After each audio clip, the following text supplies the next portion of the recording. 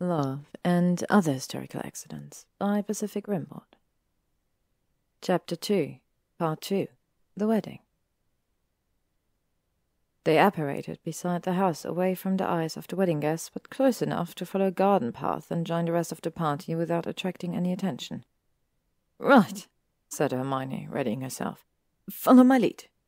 "In what sense?" "In the sense of Regency-era decorum.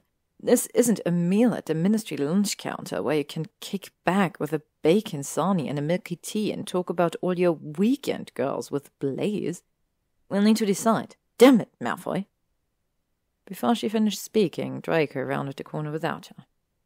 She bustled after him, holding up her skirt, then remembered her shoes and hastily lowered the hem back to the ground. The sun climbed into a position overhead and warmed the garden air, thick with the fragrance of wisteria. Draco had found a flute of champagne and leaned in a corner like one of the lads down at the pub. "Did you get one of those for me?" she asked. "Clearly not. Hello there," he said to a passing housewife carrying a tray dotted with little basket-shaped pastries with some kind of ham and egg-looking filling. "Yes, thank you. Just stand there for a moment." The housewife did as he was told, and Draco ate 5 of the baskets before he waved them off. Suddenly aware of an intense thirst after nearly an hour of running about the countryside, Hermione snagged a champagne flute from a passing tray. She downed the entire glass and grabbed another one of the same elf. "The fellow over there has prosciutto rolls." Draco moved off the wall in pursuit. Hermione shuffled after him, dragging her hem. Feeling the warmth of the late morning, she finished a second glass of champagne. "These are delicious. Try one." Draco handed her a rolled packet of ham. "They're setting up a buffet over there." He pointed at a long cloth-covered table set close to the house, loaded with stacked plates and a phalanx of covered dishes. "I wonder when they're going to cut the cake." "As I was saying," said Hermione, "I'd wager that I've read far more than you have about this era and its values and conversations. You ought to let me do the talking." "Ought to," he said archly. "You know more than I do about expected behaviors in the upper circles of wizarding society." "I'm sure you're the undisreputed expert on whatever debauches the elite are getting up to in 2004, but this isn't then, and you can't go about here just being yourself and not making people suspicious." He drained his champagne flute. "Watch me." For the next few minutes they stood silently, eating and drinking whatever happened to walk by. Hermione anxiously nibbled an asparagus spear wrapped in bacon, feeling exposed and turning over possibilities in her head. They needed to come up with a plan. Somewhere to stay, a way to eat, money. Merlin, where would they come up with it if they needed? Then the space and tools to repair the time turner, the calculations for their return, and where had the bloody snuff box gone? The mind's wheels were churning away furiously when they were accosted. Hello. Draco startled so badly he nearly dropped his bacon.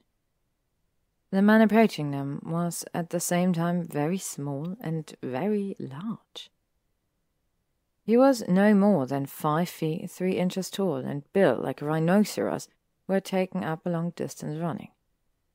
He was a bizarre mixture of leanness and heft, with heavy muscular legs and a barrel chest, but everything about him suggested that he had the ability to gambol across the lawn like a gazelle if he wished. His voluminous curly salt and pepper hair was scrubbed to resemble a sea of churning waves rising from his smooth forehead. He had a thick beard and mustache, nearly black but shot through with grey, with a thick stripe of white on the right side of his chin and leonine sideburns framing jocular pink cheeks. There were sprightly, intelligent blue eyes beneath patrician eyebrows, the left of which was bisected by a white band of scar tissue. He seemed like the sort of person who would survive a solo Antarctic expedition on limited rations, then turn back round for another go. "Welcome," he shouted politely. "Have you tried the oysters?" Hermione couldn't help but notice Draco stand smartly at attention, seemingly shocked into awe. He rallied and bowed in acknowledgment. "Indeed," said Draco. "They're phenomenal." "Quite so." The man beamed. "Glad you could make it. Please forgive me for taking the liberty, but I don't believe we've been introduced. Sir Thomas Longbottom." He clicked his heels together and gave them a short martial nod. "Sir Thomas Longbottom," repeated Hermione. "Indeed. And may I ask who the two of you are?" "Granger," Hermione said before Draco could speak. "This is Mr. Granger," she continued, gesturing towards Draco. She looked on as a hot maroon flush climbed from the base of Draco's neck and up his face like water filling a tub. "Splendid. Well done, Mr. Granger," said Longbottom for no apparent reason. "Thank you." Draco wrapped one arm around Hermione's shoulders and squeezed her with a great deal more pressure than was needed. "And this is my sister," Hermione interjected. "Wife," finished Draco. Draco looked down at Hermione, smiling like a person capable of killing for fun. Miss..." Hermione began. "Wife. Sister." He squeezed her arm again and shifted to stand casually with her full weight on his left foot. "This is my sister. My sister-wife. She is my sister, who is like a wife to me," he finished. He curtsied, right foot hooked behind her left with a short bob and a dip of the head in the way that she'd learned in the 1 year of ballet class she'd taken aged 4. She studiously kept her hem around the ground as she clutched her skirt. "She's called Miss Granger," said Draco, "because Granger is our name, her name and mine as well." His smile promised a precise and calculated revenge. "Wouldn't there have been so many questions if you had some other name?" Hermione laughed lightly into his face. "Well, one can't be too attached to one's name, can one?" said Draco. "One might run around forcing it on other people." "Ah, the devotion of a sister keeping her brothers home for him until he's able to marry. Well done," said Longbottom. Hermione's mouth dropped open, and Draco pinched her upper arm hard. "Granger, you say?" Longbottom asked. Draco gave him a maudlin nod. Longbottom was suddenly caught up in a fit of excitement. "Oh, Mr. Martin!" he boomed, turning around swiftly from one side to the next, searching the ground. "Mr. Martin!" he shouted again, waving at a figure hunched in a chair. The chair at first glance appeared to be stationary, but at Sir Thomas' beckoning it began floating slowly across the lawn, and Hermione realized it was magic to hover about 2 inches over the grass.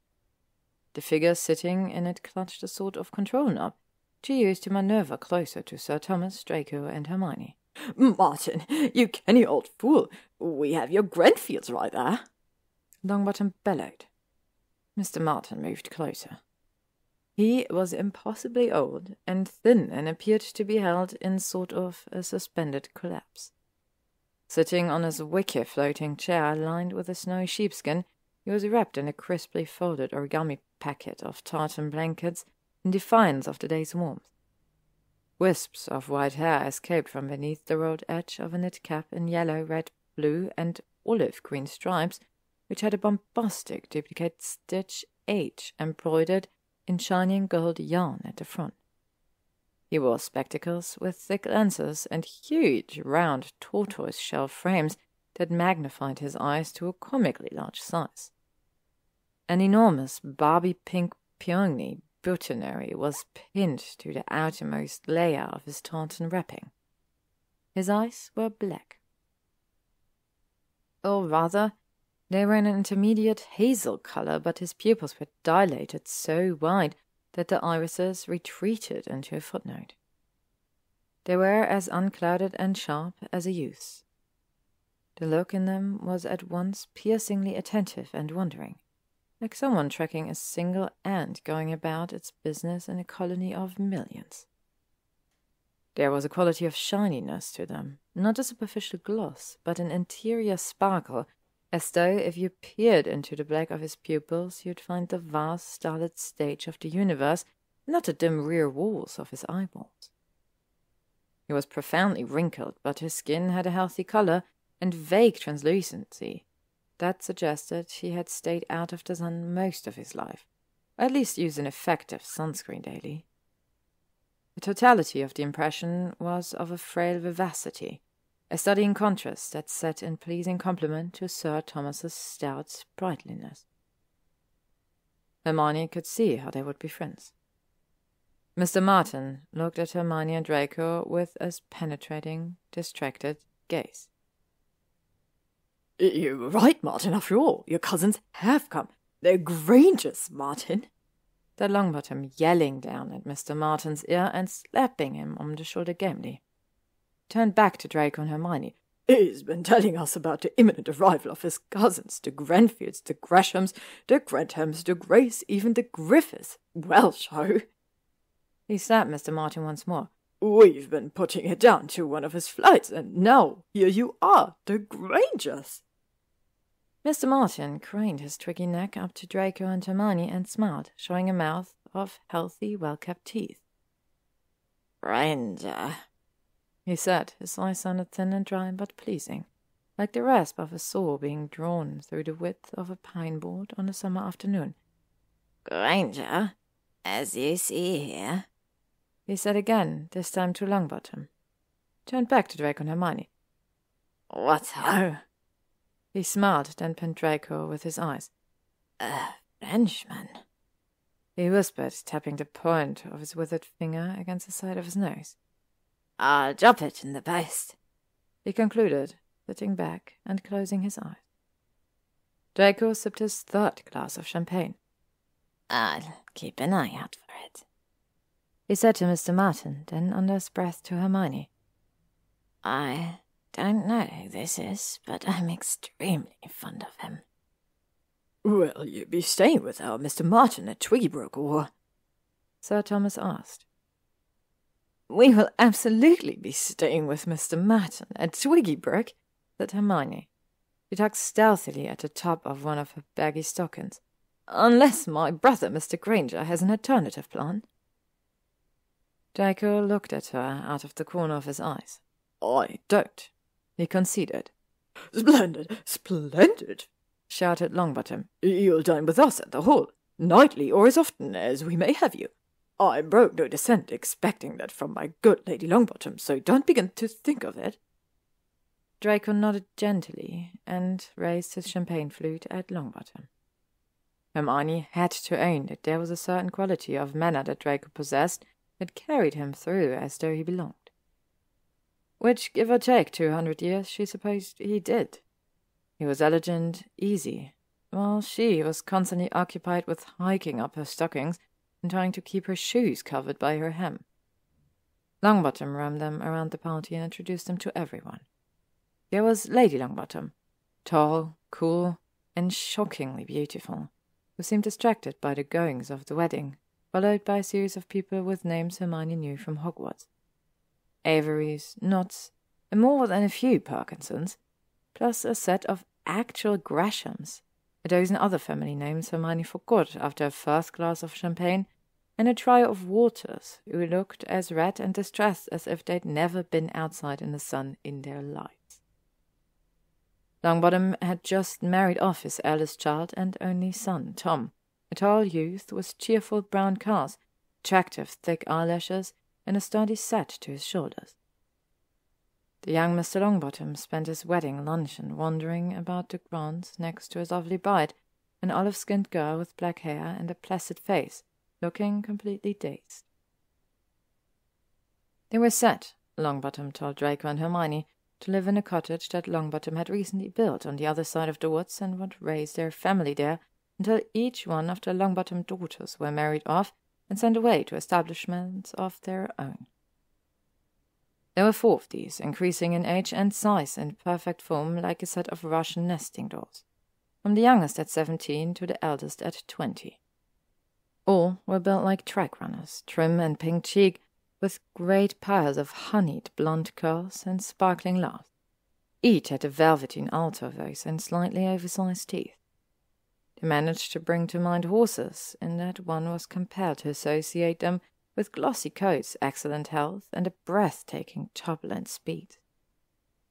Every last of them had a surpassingly lovely and substantial set of dinner rolls. They were extremely beautiful. Hermione stood beside one of the middle girls, the one with the deep brown eyes framed by lush fans of long dark lashes, and held onto a plate of roast potatoes and roast beef with one hand, and filled with the tops of her stockings with the others. Draco was experiencing bliss. He had a plate piled high with food, which he refilled twice from the dishes on the buffet table, and was holding onto his endless champagne flute. By now he was warm as toast with the latter, well-fed and slightly overwatered, and had transformed into a looser, easier, scandalously flirtatious version of himself. Hermione despised him. "So, who is it you said you were visiting tomorrow, Miss Cressida?"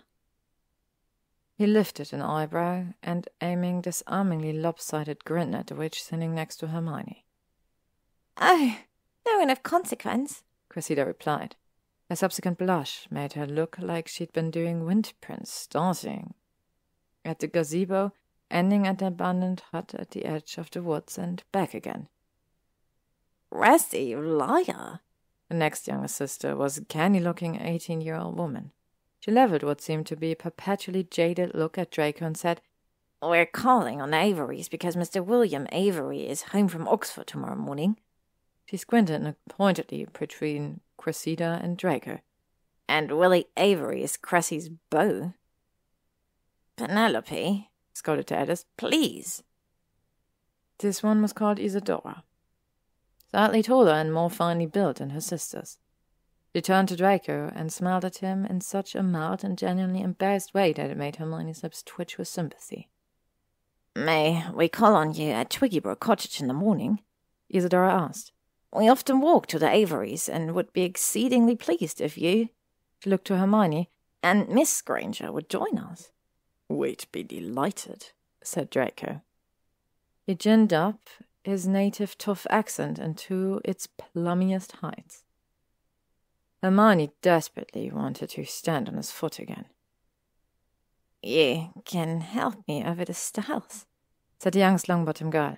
"Although I dare say you'll need to help us all." She looked around at her pink-cheeked sisters and finished with a sportive laugh. Hermione swigged the last of her most recent glass of champagne. "Cassandra," Isadora tsked. "Mr. Granger, please excuse my sisters. It's been an exciting few days for us all." "No excuses need to be made, Miss Izzy."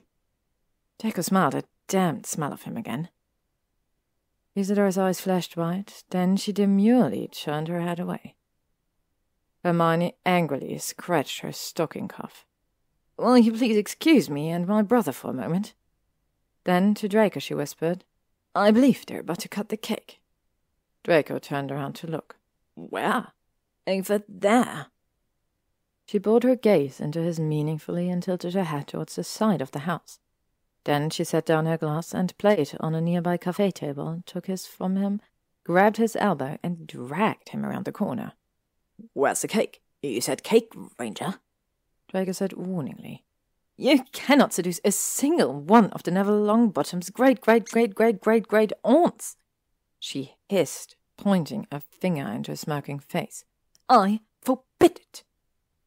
He leaned against the wall with a bit of a drunken crash that he covered well, and shoved his hands in his pockets. Hermione wasn't sure if early 19th century men's trousers even had pockets, but his did. "What makes you think I'm seducing anyone?" She paused. Your hair, for starters, and your mouth, Malfoy. You can't do those things with your mouth." "What can I do with my mouth?" he asked. She despised the way his eyes glinted and hated the way she felt so damned itchy when they did. She hitched up her dress a bit and wafted some air up under her petticoat. "Don't do anything with your mouth," she fumed, "and especially don't smile with it. Not in the way that you do." "What way?" "That way, just there." Why not? He wobbled on his feet, caught himself, and raised his blasted eyebrows. Because they're teenagers, she whisper-shouted. 3/4 of them, anyway, and this is 1804. Don't look at me like that. The fact that they're all legally able to consent in this era, and I suppose the eldest 3 in ours as well, but that's not the point. You can't marry them for obvious reason, and anything else, and I do mean anything else, would ruin them completely, irrevocably. I discreetly asked the house elf a few moments ago, and we are almost exactly 200 years in the past. You're not debauching a single witch, not a single witch. His smile grew suddenly lewd and dangerous. Hermione's breath hitched. Not a single one. He spoke quietly and tipped his head back. None whatsoever. But what if I behave myself? What if I'm very, very good? Hermione opened her mouth, then closed it again. And what if... He nearly whispered. It turns out I can't help myself. Hermione shoved a finger into his chest. If you lay a finger on one of those Longbottom girls, I swear to you, I will end you in this timeline and any other that I'm able to reach. Draco held his hands up in surrender. Not a finger. Now, may I please have my roast bag? Hermione stomped away from him. As she rounded a corner heading back to the rear gardens, she suddenly stopped. Draco slammed into her from behind. What's wrong? He asked. Are they out of cake? Hermione's voice fell to a whisper. It's there. It's looking at us. The gift table stood 6 or 7 meters away at the garden's edge, piled high with boxes and fabric bags, dressed in brightly colored ribbons. There, tucked behind several packages, in a place they couldn't have seen before that moment, was the snuff box. Its vacant metal eye seemed to be staring at them from its indeterminate head. Don't move, said Hermione. Draco stood as still as a fairly intoxicated statue. What do we do? I don't know.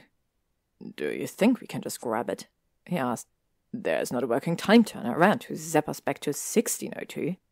I don't know. Hermione wrung her hands in her skirt. We need time to think. We shouldn't do anything without plan. It's on the gift table, is it not? Said Draco. So it must be going home with Tom and Mrs. Longbottom. Their cottage is nearby. Can't we intercept it there later? Hermione nodded. That makes sense. She scrunched up her eyes in thought. You handle it without incident until it reached the lab. It stands to reason that it needs a time turner to do whatever it is that it does. If it saps anyone, we'll certainly hear it. Draco's hand circled her hip and lightly gripped it. It's likely that it will be safely taken away with the rest of the gifts, she continued. And if we're staying on the property, we'll surely be invited to dine with Mr. and Mrs. Longbottom. If not, I believe I can, even should, call on Mrs. Longbottom in her new home now that we've been introduced. I can find out where she keeps it, and then we can decide how to proceed. All right. All right. They sidled carefully around the corner of the house, holding close and keeping the snuff-box firmly in view, until they were well out into the garden.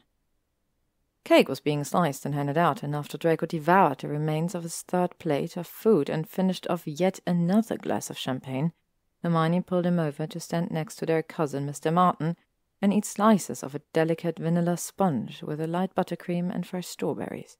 "Whipped?" said Mr.